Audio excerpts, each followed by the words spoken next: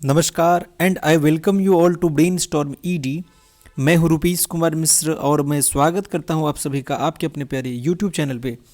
देखो, इस वीडियो में मैं क्या बात करने वाला हूं, यह है जितने भी फिजिक्स ऑनर्स के स्टूडेंट्स हैं जिनका एग्जामिनेशन 2023 में होगा।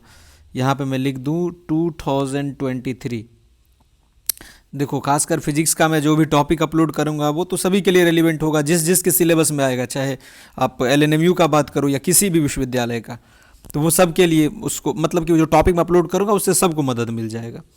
लेकिन ये आज जो मैं बता रहा हूँ ये आपका एलएनएमयू का फिजिक्स का सिलेबस है, उसको मैं डिटेल में बताऊंगा।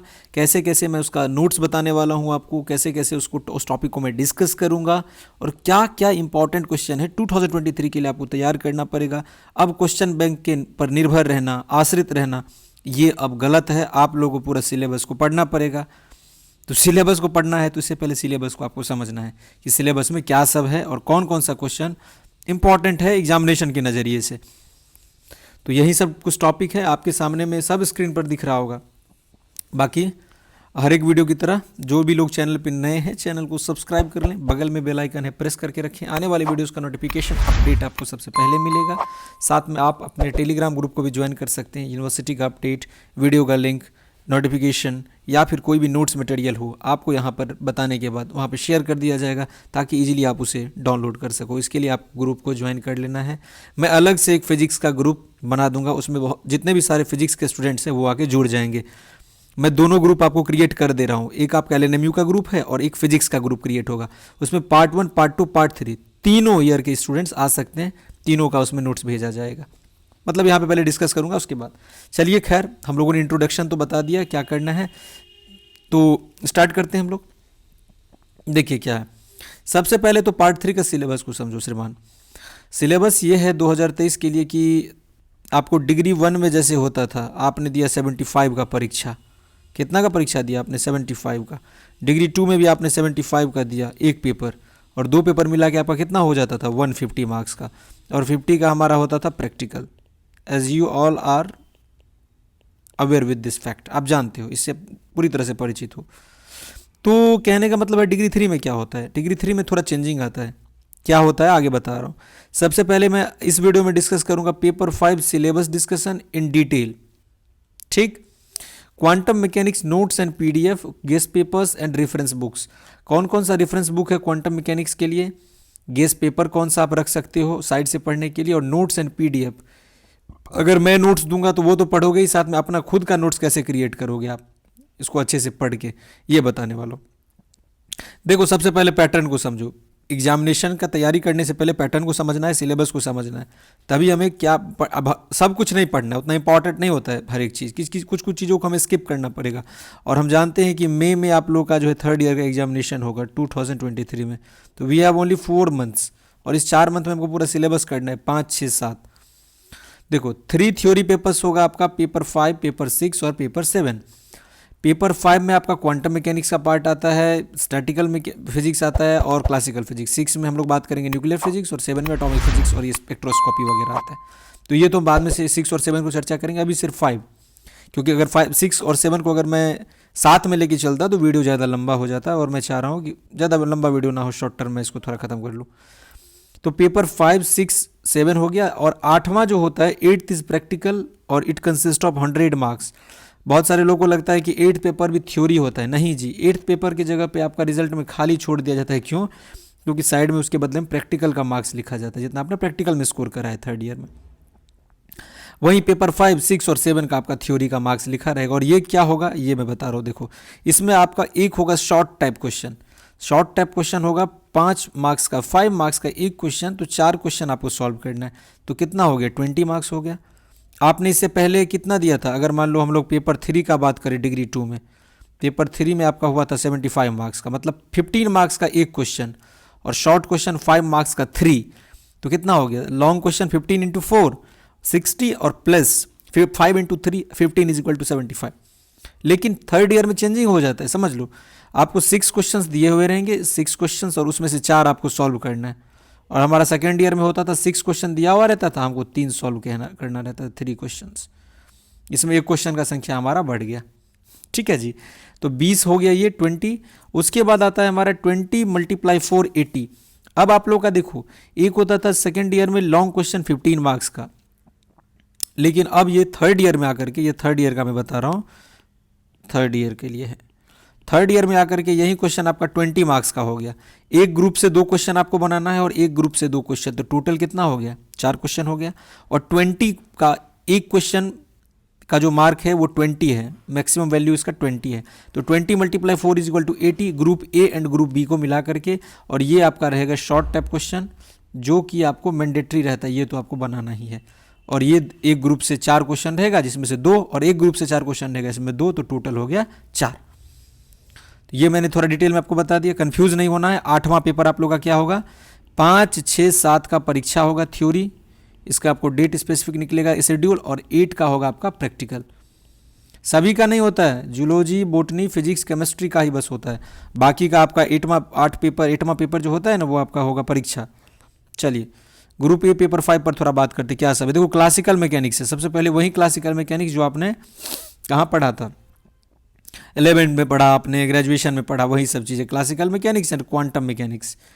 अब क्लासिकल मैकेनिक्स में जैसे हम लोग डिस्कस करेंगे धीरे धीरे आने वाले समय में, विद इन 1 to 2 मंथ्स आप लोग का हर एक टॉपिक जो इंपॉर्टेंट एग्जामिनेशन के लिए पहले अपलोड कर दूंगा मैं, उसको तैयार कर लेना। बाद में जितना भी टॉपिक बचेगा जो आपको आगे की परीक्षा में काम दे, वो हो सकेगा तो उसको मैं भी अपलोड करने का प्रयास करूंगा, आपको भी हेल्प मिल जाए। और बाकी दूसरे विश्वविद्यालय के भी जो छात्र हैं जो सर्च करते हैं यूट्यूब पर, उनको फिजिक्स का कंटेंट नहीं मिल पाता है, उनको सारा कंटेंट ईजिली अवेलेबल हो जाए, ताकि वो लोग परेशान ना हो सके।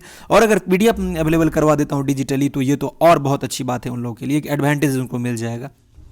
क्योंकि बहुत सारी जगह हम लोग देखते हैं कि इसे बता दिया जाता है लेकिन वहाँ पे PDF नहीं मिलता है, तो PDF डिजिटली अवेलेबल करवा देना बहुत अच्छा काम है।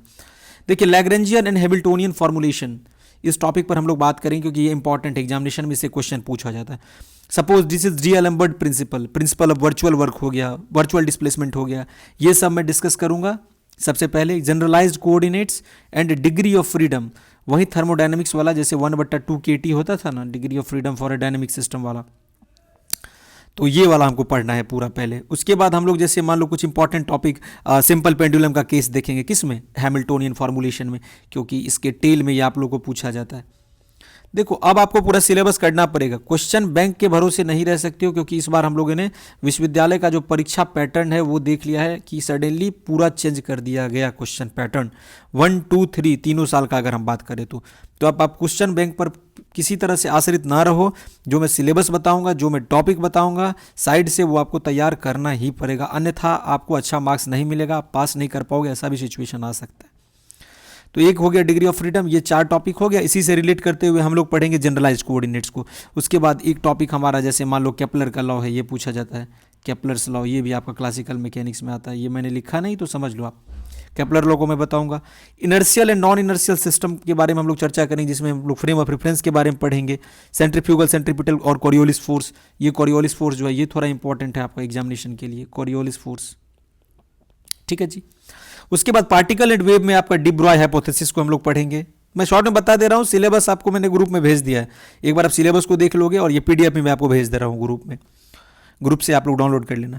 Wave nature of D Broglie hypothesis आप लोग देख सकते हो। मान लो उसके बाद आपका क्या बोलते हैं, फोटो इलेक्ट्रिक इफेक्ट है, फोटो इलेक्ट्रिक इफेक्ट को हम लोग चर्चा करेंगे। लाइक आपका क्या बोलते हैं उसको, डेविसन जर्मर एक्सपेरिमेंट हो गया, आपका हाइजेनबर्ग अनसर्टेनिटी प्रिंसिपल हो गया, यहाँ पे मैंने लिख रखा होगा, हाँ देखो ये तो क्वांटम का पार्ट है, लेकिन हाइजेनबर्ग अनसर्टेनिटी प्रिंसिपल को हम लोग डिस्कस करेंगे।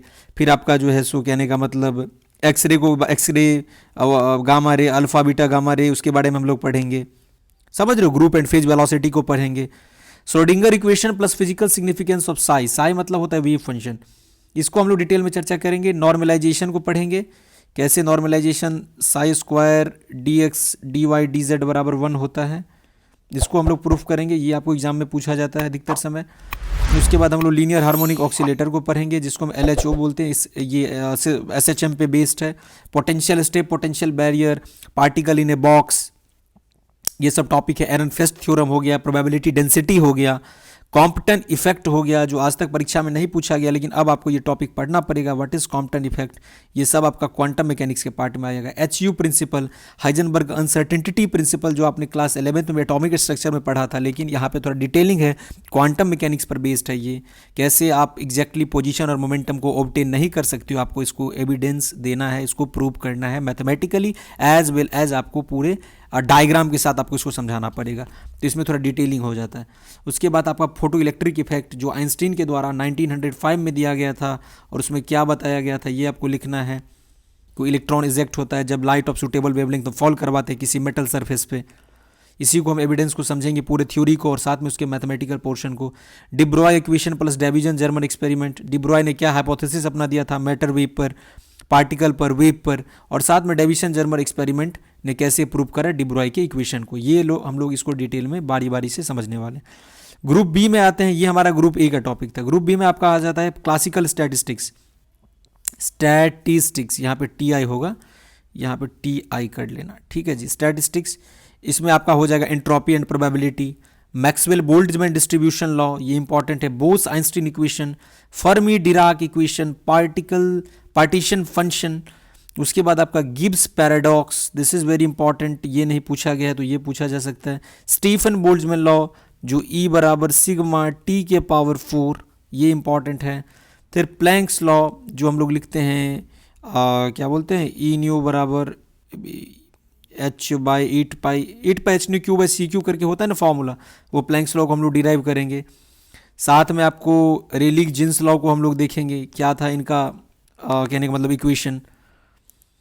तो यही सब कुछ कुछ टॉपिक है जो आप लोगों को करना है। और साथ में जैसे मान लो आपका फर्मी डिराक का, जैसे electron gas in metal, specific heat of metal हो, वाइन्स लॉ हो, चाहे आपका मान लो पोस्टुलेट ऑफ क्वांटम मैकेनिक्स हो, सभी को हम लोग बारी बारी से डिस्कस करेंगे।